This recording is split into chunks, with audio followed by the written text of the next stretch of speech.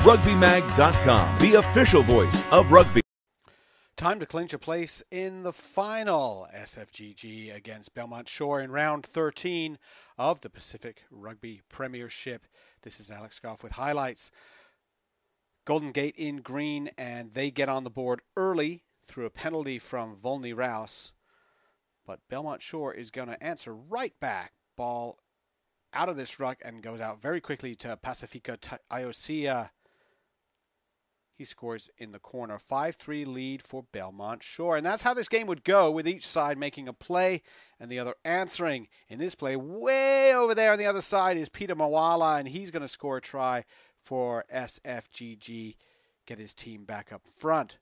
But Shore would be returning the favor. A strike against the head on the scrum, and Eric Duchel picks and goes left. And then, wow, curves around to make the kick a little bit easier. No one can stop the big man.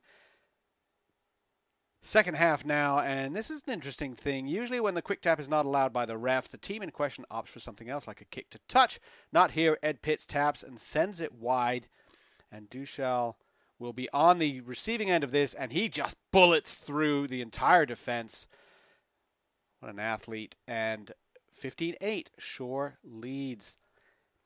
But SFGG can clinch a place in the final with even a close loss or a tie, and they tie it up here. Samasoni Pone on the end of this pass, and Volney Rouse's kick knots it up 15-15.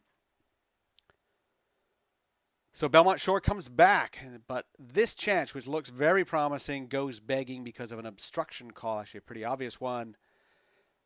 And while things still seem to be going Belmont Shore's way, you can see on the left here, Pone is getting a second yellow card of the day, and so it's actually a red card, and SFGG is down a man for the last 23 minutes.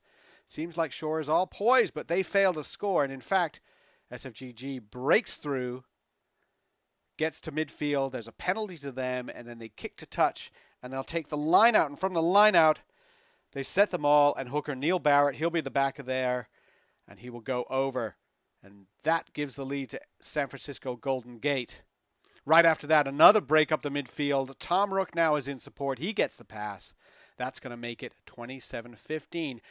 All in the space of just a few minutes. How did that happen? Belmont Shore still has plenty of time to come back, though, and they have all sorts of chances in the final 15 minutes or so, but they can't seem to quite break through the San Francisco Golden Gate defense. SFGG wins this one 27-15 and will play Glendale in the final May 17 in Glendale.